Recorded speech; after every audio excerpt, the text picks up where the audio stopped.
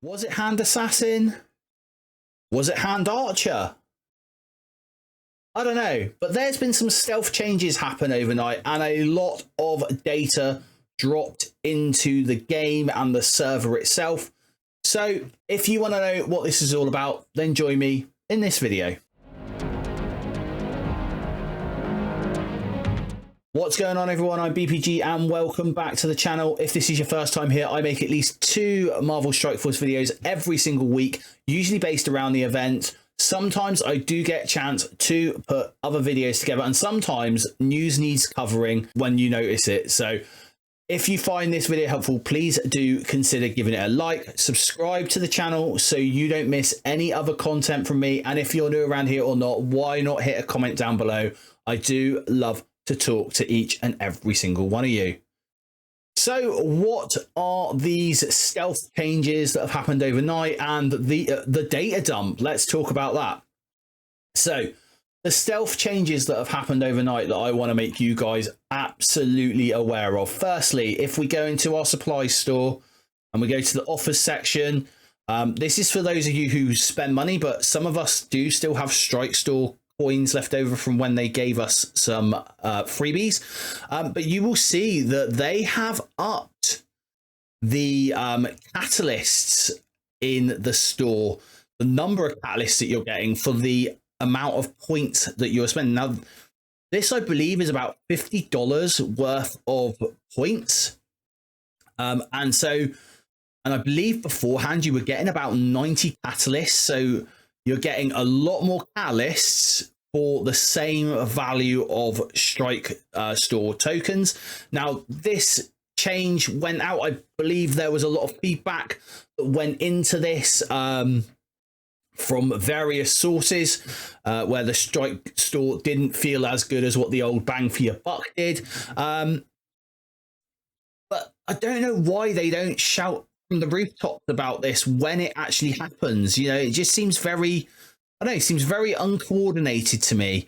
So that is the first, like, sort of stealth change that's happened within the game. The other stealth change that I want to bring to your attention: on the 12th of August, we had a blog called Raid on Orchis. Now, if you're anything like me, you'll read these blogs once and you will never go back to them. However, this is the thing, you need to go back to them every so often because there are changes, and these changes this time is to do with the map for Raid on Orchis. And here we are in the map.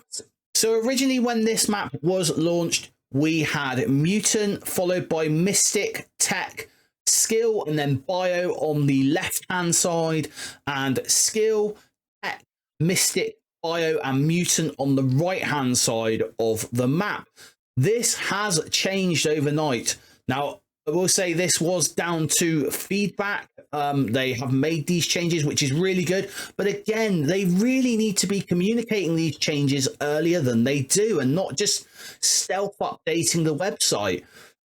So now you have Mutant, Mystic, Skill, Tech, Bio, and then Skill, Tech, Bio, Mystic, and Mutant. What does this mean for you as players? Well, it means that as an alliance now, you can almost sort of work your way through the Mystic and Tech section. So only so many of you need to waste materials on Mystic gear if you want to really push up those difficulties, and only so many of you need to waste materials on Tech gear, and Tech gear being the biggest waste because we know that, you know, there is a new Tech team on the way. There is also a new Mystic team on the way, but they hinted in the Raid on Orchis blog that the Tech team was going to be first. To me, this is really, really frustrating. This is an easy win for Scopely. Why don't they just shout about this? This is a good change.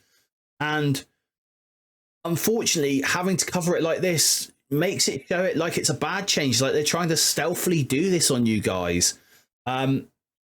Let me know down in the comments down below what you think about this. And the next thing I want to bring you guys to is the Boilon Discord, and there have been a massive data dump overnight. Not only have all the files for the Orchis raids and next month, or the events for next week, gone on there, but also we have had a new pocket dimension on its way.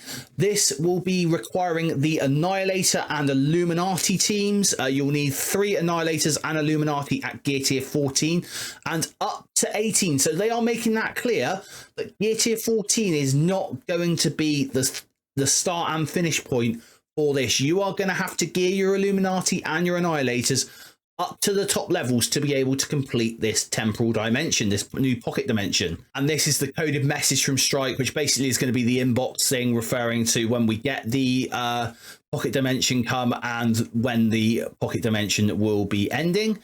It seems like we've got an additional week of pool party wrap up. Commander, it's time to clean up the pool before a certain Nick Fury gets furious. Pool party wrap-up milestone, new commanders. So new commanders can gain progress in this event by spending campaign energy and battling with characters that have the pool party trait. So this is only available for new commanders, not old commanders. And yeah, so we've got a new pocket dimension coming, and then as if that wasn't enough, we also have Odin, who has hit the data mines. Now, this is going to be clear that Odin is probably going to be about a month or so away now, I would say. It's certainly close if they are pushing data into the, into the data files. The Odin data mine details.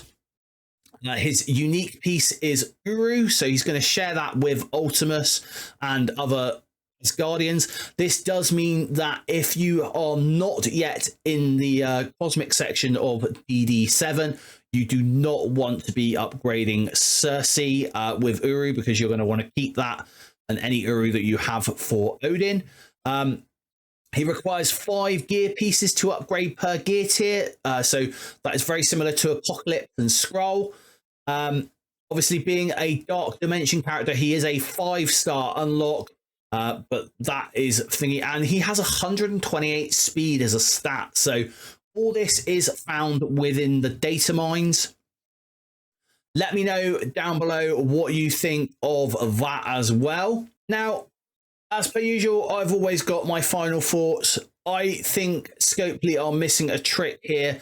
They really should be, telling people about all these changes that are happening with the store, the Strike store, with the Orchis raids. Those things are such big wins for them, and easy wins as well. It's literally the case of writing a blog.